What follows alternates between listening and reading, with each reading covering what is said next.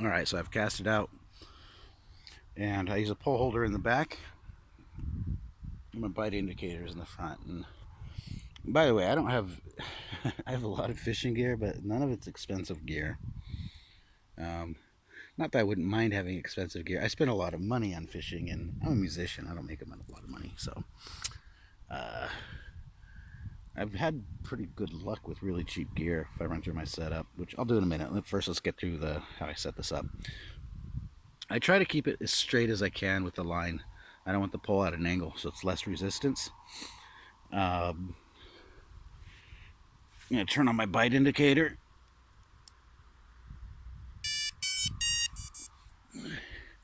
and now what I'm gonna do, since I don't have a bait runner, I don't like leaving the bail open.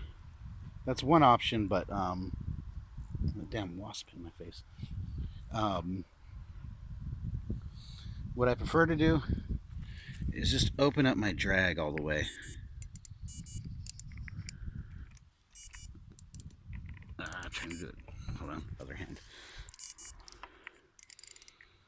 So I really open it up loose, so the string just comes out no problem. And you hear, as soon as there's any movement, my bite indicator goes off. Normally, also, if you keep an eye on the pole, you're going to see the tip start wiggling too. Um, Once I start seeing there's something taking the bait, then I have a few seconds, to just tighten down on my drag. You just got to remember to do that if you don't have a bait runner.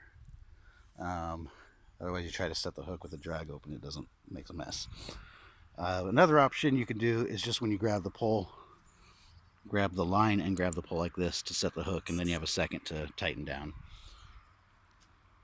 But yeah, um, this method works good for pike, works good for carp too.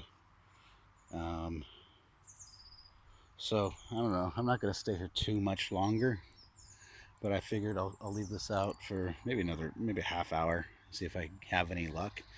And if not, I'm just going to throw it in a bag in my bait bucket and throw it in the freezer and use it next time, probably tomorrow.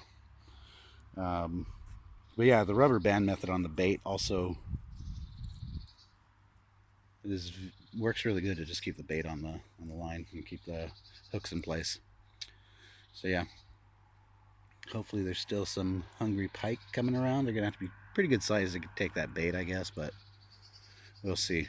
Um, Sometimes I've noticed too, I'll see a little bit of movement on the tip, but nothing actually pulling the line. And a lot of times when that's happening, I think it's just a crayfish, chewing on. I've had it a few times where I reel in and you can see it's either chewed up or there's a crayfish attached to your bait.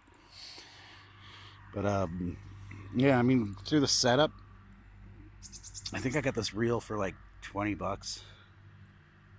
€20 at some kind of discount shop. It's a no-name brand, does the job.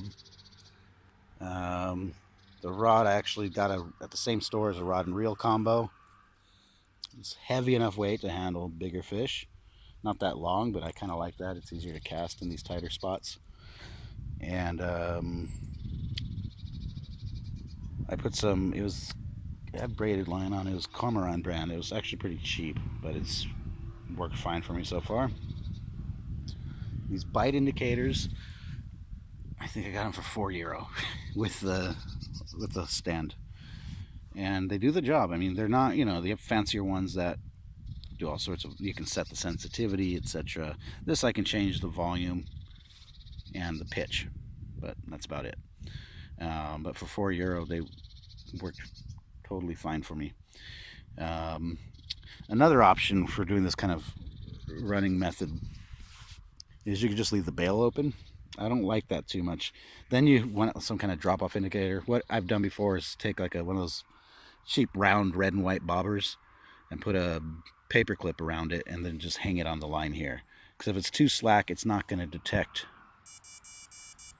through the roller of the indicator.